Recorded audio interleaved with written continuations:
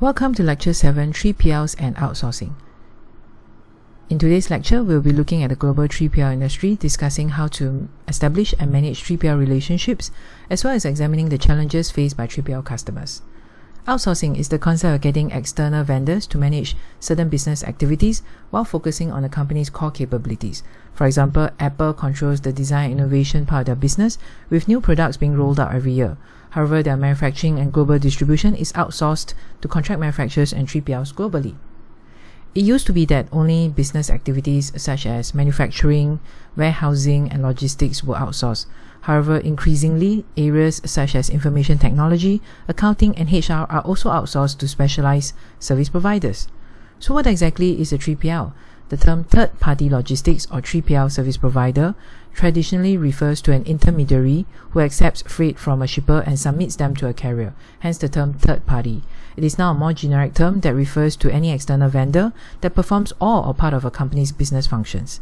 Some 3PLs may specialize in one specific area, while others may have a comprehensive range of logistical capabilities, ranging from transport and distribution to even financial and information management. Multinational companies, MNCs, are expanding their businesses globally, from sourcing of raw materials to distribution of finished goods. This translates into increasingly complex and challenging global supply chains. 3PLs have to evolve to meet their customers' requirements. But how? One of the important outcomes of this evolutionary process is that many major 3PLs have been forced to expand beyond traditional service offerings, such as transport and distribution, to become integrated logistics service providers. Besides the basic warehousing and distribution, they may also provide value-added services or VAS, such as labeling and repackaging, cold chain management, as well as dangerous goods management. A one-stop service saves the customer time, effort, and cost. Secondly, major 3PLs also need to expand their own global footprint, offering services in more territories to meet the requirements of increasingly globalized customers.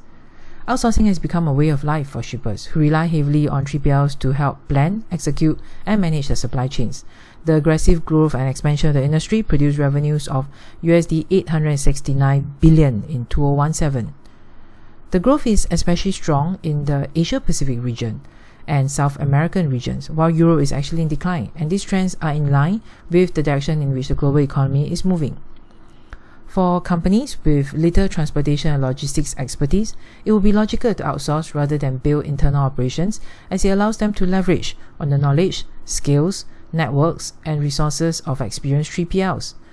For companies with established supply chain capabilities, they may also want to outsource in order to focus on core competencies, such as Apple, which focuses on R&D to produce new products, while outsourcing just about everything else, such as manufacturing and their logistics.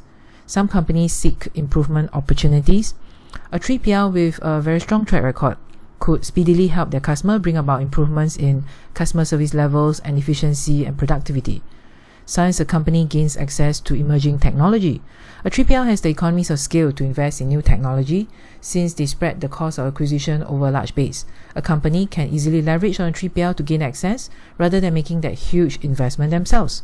A company that wishes to expand rapidly into an entirely new market will also be wise to rely on a 3PL which has an established presence in a company rather than do everything themselves.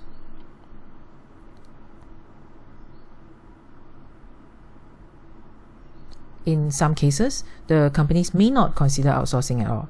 Sometimes logistics is considered a core competency of the company, or they might feel that there are no improvement opportunities from outsourcing. For some scenarios, such as production of military weapons, control and secrecy may be so important that outsourcing is not an option.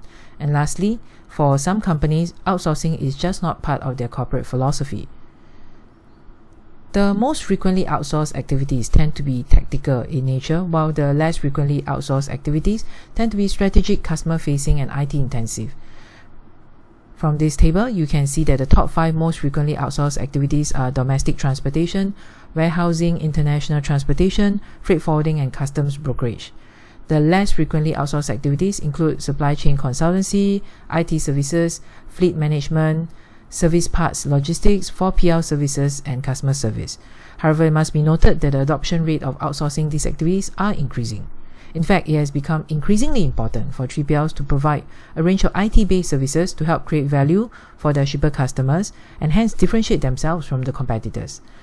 These include advanced warehouse or distribution management systems such as RFID, pick-to-light, pick-to-voice, and EDI, web portals for all customer transactions such as shipment bookings and order tracking, global network modeling and optimization to improve transportation efficiency, advanced analytics and data mining tools to drive process improvement.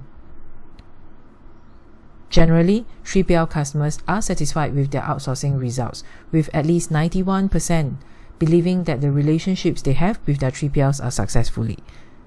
Clearly, the 3PL outsourcing phenomenon is here to stay. This makes it important for any company to go about systematically establishing and managing their 3PL relationships. A simple 7-step guideline is strategic assessment, select an option, evaluate partners, select a partner, structure the model, implement, and continuously improve. In step 1, the company determines the profile of its current logistics network. This includes determining the needs of its customers and suppliers and the company's position in the respective supply chain. Then they can benchmark their logistics costs and KPIs against known industry standards and examine external environment factors that might impact them. At the end, they set their business goals and objectives before commencing the search for a 3PL that can help them get there. The growth and advancement of the 3PL industry has created a number of options for customers, which is represented by this pyramid. The option chosen determines the expectations and deliverables. At the bottom of the pyramid, we have 1PL, which represents insourcing or DIY. This is highly unlikely in modern times. The 2PL refers to transportation carriers, which may be selected directly by shippers to move their cargo. Many 3PLs offer basic traditional services such as transportation and warehousing, while some 3PLs may provide a full range of value-added services and specialty services too. The 4PL or LLP, lead logistics provider, refer to 3PLs who act as supply chain integrators. They may manage a wide range of their customers' activities over multiple locations and may even assist their customers in coordinating and managing other 3PLs. When evaluating a potential 3PL partner, the primary consideration is of course whether the service provider's expertise or core competency is a strategic fit for the company's needs. Thereafter, you may move on to look at the drivers or compelling reasons to enter this partnership. This may include potential for gaining cost efficiency, marketing advantages, or increasing profit. Furthermore, there could be facilitators or supportive factors that will enhance the partnership. An example would be corporate compatibility. Two companies aligned in terms of size, financial strength, corporate philosophy are usually more likely to work well together. Additional factors that will be favorable in this evaluation will include the possibility for an exclusive relationship, physical proximity, and a prior business relationship, either in the same country or even other countries. The company should use a defined methodology for measuring and weighing the drivers and facilitators for each alternative 3PL. If no drivers and facilitators are present, the 3PL is only suitable for an arm's length relationship. If there are plenty of common drivers and facilitators present, the 3PL is suitable for a more long-term, structured and formal relationship.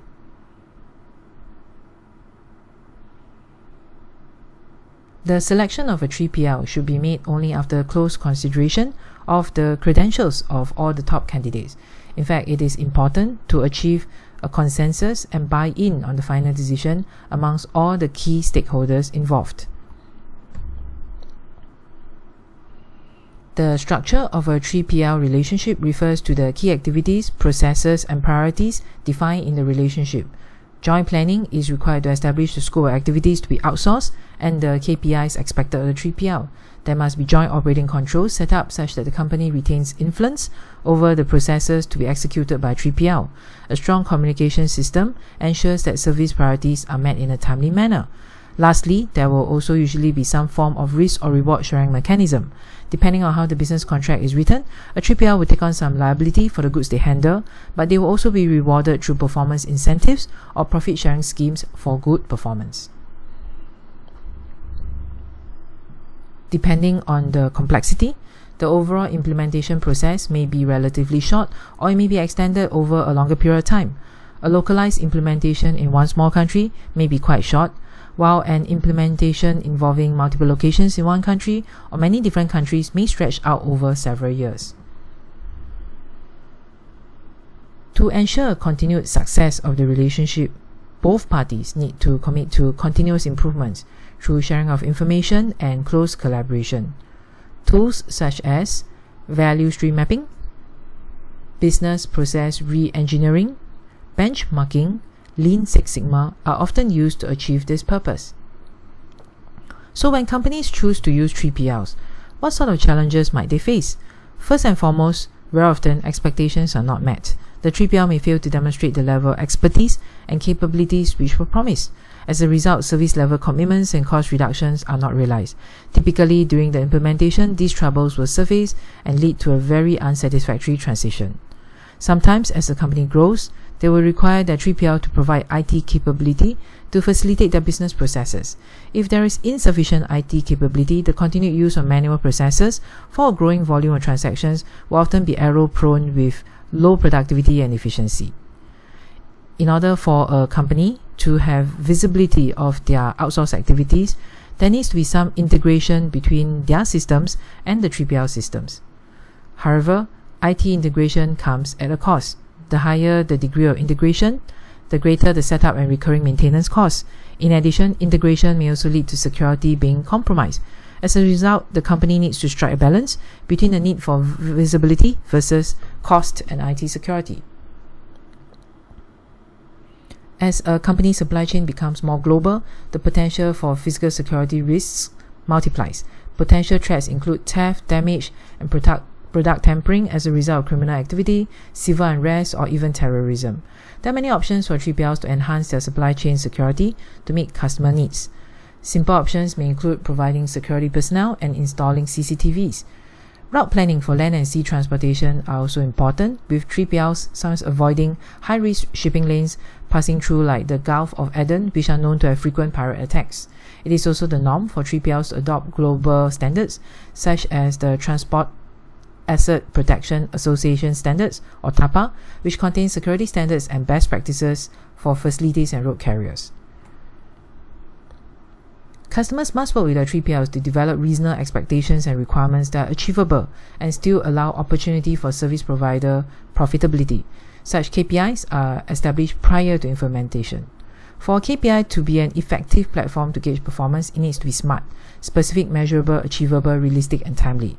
For example, if the company wanted to have a KPI with regards to delivery performance, they might specify good delivery performance, which is not really quite specific.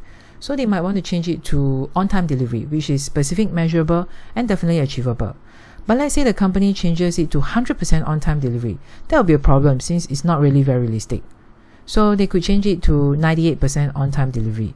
And then the last thing lacking will be a timeline. Since the company doesn't want to know only at the end of the year that the 3PL is not doing well, they may want to set it as 98% on-time delivery every month. Both the company and the 3PL must monitor these KPIs in order to ensure that they're driving towards their contractual goals and commitments. If the 3PL is not meeting the required standard, there must be collaborative effort to make improvements. A failure to manage these performance issues early will inevitably lead to issues snowballing into larger problems as time goes by. The 3PL industry exhibits shifting trends with many new players, especially in the Asia-Pacific region, as well as frequent mergers and acquisitions. For example, one of the world's most famous logistics companies, DHL, was founded in the US in 1969. The name is a combination of the three founders' family names, Delsey, Hilbum, and Lin. However, it was acquired by Deutsche Post, or German Post, in 2002 and has been rebranded as Deutsche Post DHL or DPDHL. TNT, which stands for Thomas National Transport, was an Australian logistics and transport company founded in 1946. It was acquired by KPN, or Dutch Post, in 1996 and was rebranded as TNT Post Group. In 2016, it changed hands again when it was bought over by FedEx, an American company. With each major merger or acquisition, the entire 3PL landscape changes, posing challenges for the customers who are dependent on their stability to execute their supply chain. As the global 3PL market becomes more competitive, major players are in a race to adopt new technology to reduce operational costs and improve efficiency. Some examples include AI, Internet of Things, and blockchain, and we'll be discovering a bit more about some of these areas in subsequent lectures. That's all for now. See you next time.